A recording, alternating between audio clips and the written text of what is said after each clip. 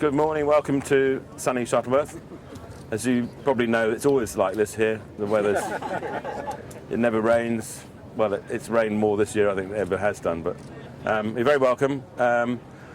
It's the Mark Vc. I was very lucky to be asked to fly it.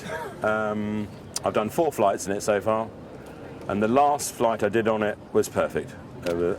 Just nothing actually left to do on it.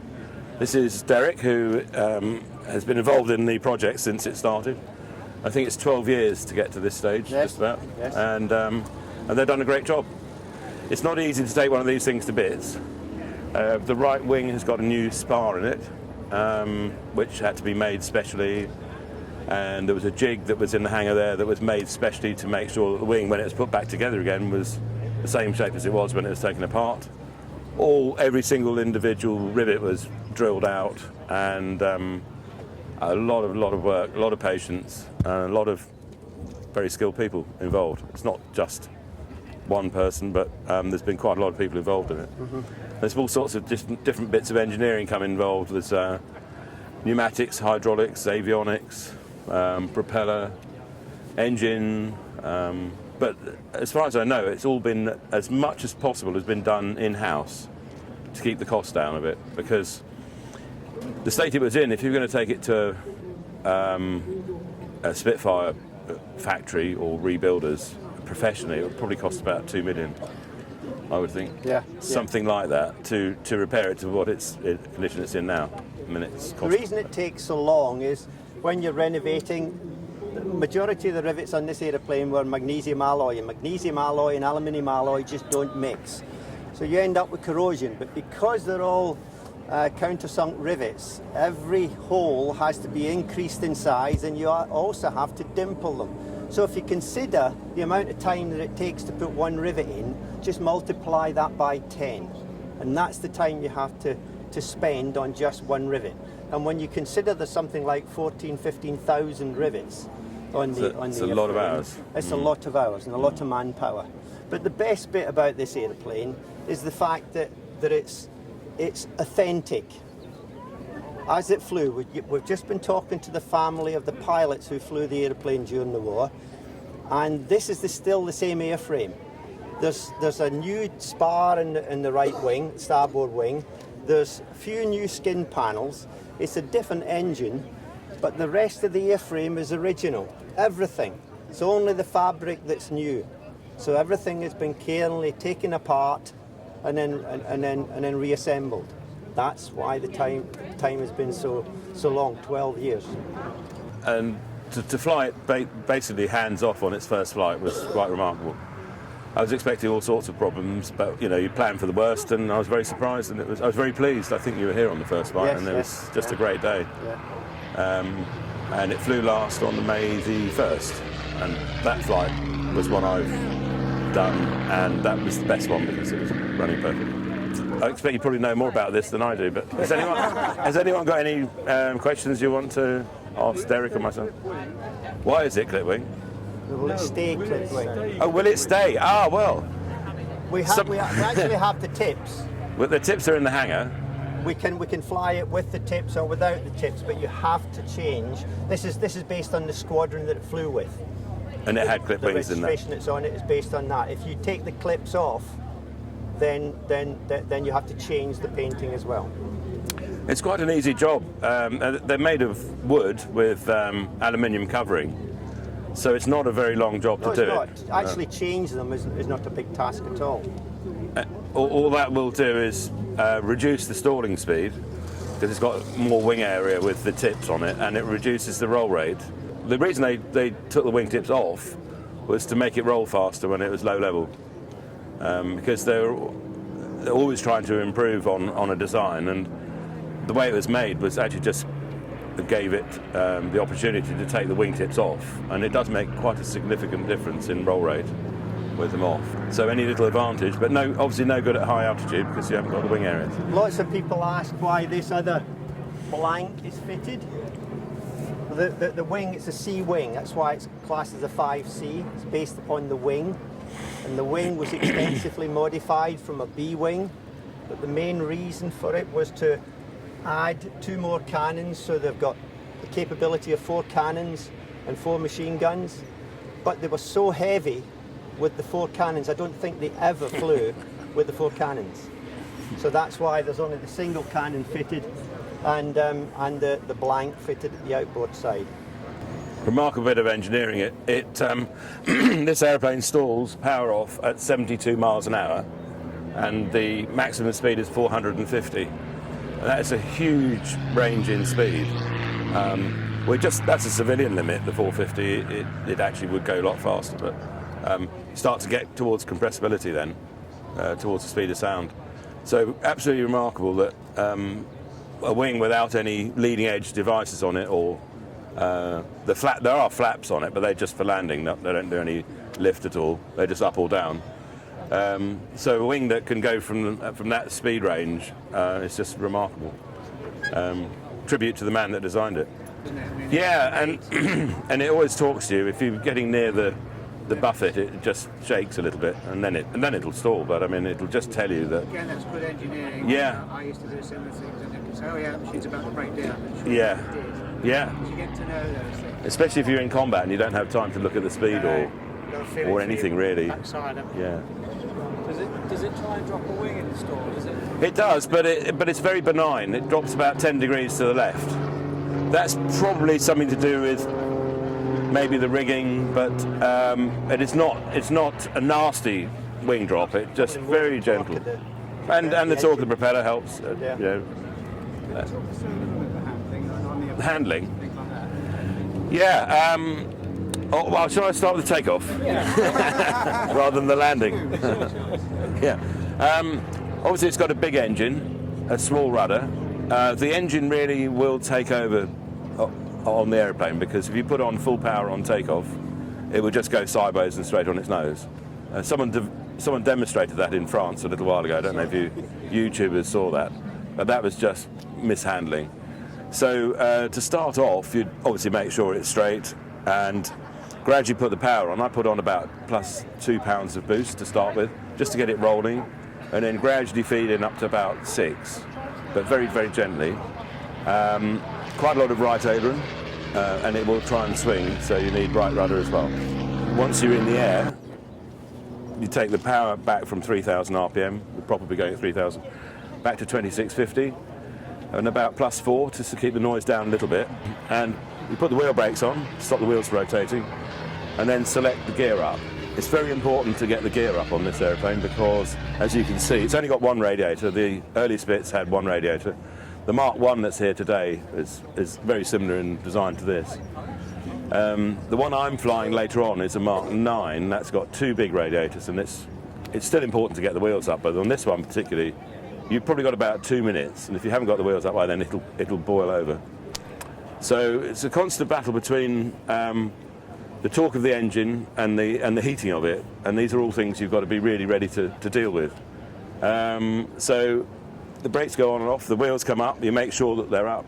There's 2 red lights come on, and you can feel them going ka-dunk-dunk. And then it's flying around, and it flies like a chipmunk in the air. It's benign, it's just, it's great, yeah, really nice handling. So coming back into the circuit, you've obviously done the takeoff's been with flaps up. You come round, I put the wheels down fairly late because of this radiator cooling problem, and the last thing you do is put the flaps down. And with the flaps down, it does affect the radiator even more. So you've probably got 2 or 3 minutes to get on the ground then, and you can see the radiator temperature creeping up and up and up towards 100. So by the time you've landed, that's just the normal closed throttle and 3-pointed on. I would try and 3-point it. So you're going slower, so it's easier on the airframe rather than... some people wheel them on, and they do tend to bounce on a short runway like this. You really want to be getting as slow as you can. And then the next thing is to get it to somewhere that's off the airfield before it boils over. And there's a little vent here on this side here, which is where the coolant comes out. And the first thing you notice is a puff of white smoke. I haven't had it on this airplane, but I certainly have on the Mark 1. That boils as soon as you look at it. What was your approach speed? Oh, I started off with about 100 and back to 85 miles an hour we're talking about now. So it's it's not mind-blowingly fast. It's very controllable. The elevator is fantastically powerful. The rudder is remarkable, and the ailerons so you've got a lot of control. So in gusty, windy conditions, you probably want to come in about 90, and then it just chop the power. And with the wingtips off it, it's mad to talk about wingtips. With the wingtips off it, it tends to settle very easily because it's got a slightly higher stall speed. And certainly for here, it's easier to land than the Mark 9, which I'll demonstrate later on. I'll probably whistle all over the airfield because it gets into ground effect, and even with a little bit of wing on, extra bit of wing, and you're going a little bit too fast, it just won't settle down. I think it was Brian Smith I was reading when he flew BM 597. Yeah. He was flying the fighter planes with Yeah. a couple of tips, and I think he said he almost floated right down Brayton. Yeah. He said it was quite something. Yeah. And then I've read the difference. He does tend to. I think Charlie Brown said tends to without the tip. The elliptical tip, it tends to. It settles down much easier. Yeah. I've seen that. They say, but. I mean, you only need MH44's in knots, but you only need an extra 5 knots, and you probably use half the airfield. So. How does this one handle compared to the other Mark 5s? I've flown 3 other Mark 5s, and it's very similar. Yeah. Giving you an impression of, obviously, it isn't straightforward to fly the aircraft. You need to learn quite significantly its features, and I suppose to some extent there's an individuality to that.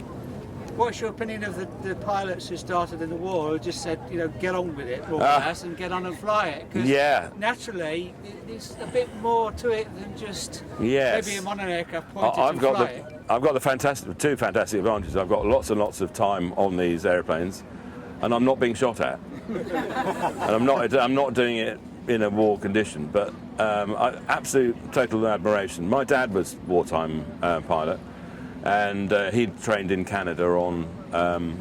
They had Stearmans with closed cockpits because it was so cold, and then he went on to the Harvard, and he ended up one day. Basically, you just looked at the notes and you went flying. Must have been terrifying. He was out in Egypt, and they had one of these that was repaired. I don't know what mark it was. I think it was a 9. It had crashed in the desert, and they'd repaired it at this repair station, put a new propeller on it, straightened it out, and said, right, one of you two is going to have to fly it.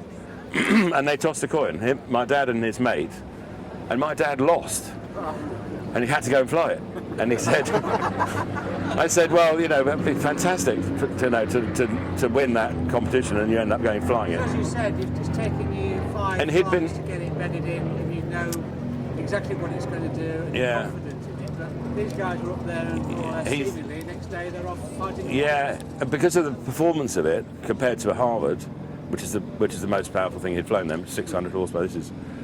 I think the Mark 9 is 1400 horsepower. He said he was so far behind it. He managed to get the wheels up, which is the big thing. So I said, and he just sat there watching the altimeter going whizzing around and speed and stuff, and he nearly got lost, and he was terrified. But I have to say, I think the training was fantastic, wartime training. They started on a Tiger Moth, and I'm not quite sure how much they would fail people. I'm sure that if they would just give them a chance, and if they got on with it and they coped, that's fine. Remarkable. They did crash a few. There were more people killed in flying training accidents in both World Wars, and I think the Gulf War as well, than there were actually in combat. So that kind of puts into perspective. I don't have any figures on how many people crashed, but they did quite a lot of hours. But when you were in a go situation in a squadron and you were given one of these, I think you'd probably only have 5 hours on it, and then you'd be in combat. So people like Geoffrey Wellham, if anyone's ever read his book First Light, if you haven't, I'd recommend you read it. It is an amazing book of how a 19-year-old gets to fly one of these and has a nervous breakdown, etc., because the stress is pretty fantastic. So he's one of my heroes. And I get to play with it, and I'm very lucky, but I just show off in front of people. I don't get shot at. Yeah, no, thank you. I've just done some flying today because I've finished its test flight, so I was wondering if you could just give us an insight into what its kind of workload of actually testing straight out of restoration. Yeah, there's various things you look at. The problems that could arise are it not flying in a straight line, As I said earlier on, I think, I'm not sure if I told you. Anyway, the first flight on this, it was very, very slightly left wing low. I mean, if you let go of the controls, it would roll probably at that rate, which is acceptable. You just have to have a little bit of aileron on. And so I said to Derek, just leave it as it is, because there were a few issues with the propeller. The RPM, it should be 3,000 on takeoff, and it has to control it in the air as well. You can do all the ground running that you can, but it doesn't simulate going through the air. And that's where very fine tweaking, I think we turned it back half a turn on the prop RPM. That wasn't enough. Then it was turned back a full turn, and that was too much. So then on the fourth flight, it was turned back in half a turn, and it's now perfect. On takeoff, it shows 3,000 RPM, and it's exactly as it should be. So the things you sort of look at is the wheel's not coming up, although we did lots of tests in the hangar, but you know, with the air loads on it, it's all slightly different. Anything could happen, or the hydraulic pump could fail, or and so that's something you'd be very quick to get onto. If the wheels didn't come up, you've probably got 2 minutes before it boils over. So back round and land. Airspeed indicator not working. I've had RPM failures, instrument failures, and brake failures, and all sorts of things. Really, on the first flight, it's a bit intrepid. I don't think my first landing was very smooth in this because the elevator was twitching a bit. And I said to Dodge, I think the CFG is slightly wrong. And we looked at it very carefully, and it wasn't. It's just me, with my mates standing around watching. And by the way, this airplane was the very first Spitfire I ever sat in. I used to live in Hangar 2, which is where the shop is now. And I was about between 6 and 10, and it was just the fuselage in the hangar, and I climbed in it. I remember climbing in it and seeing the leather seat. It's exactly the same as it is now. And the smell of it, and I thought, no, I'll never fly one of these. But here I am, yeah. And that was 1963. Sometime around then, 64 or 65, and then it was taken away and rebuilt. But as Derek says, it is an original aeroplane. It wasn't found on the beach in Dunkirk, like the one down there, Mark 1 down there. But that's a lovely thing as well. There's much more authentic stuff in this than there is in that one, but they're all good. I've never flown a bad one yet. I think that's... From an engineering point of view, I'd like just to add one last little thing. I'm a volunteer, and I've only been on the aeroplane now for about 5 or 6 years.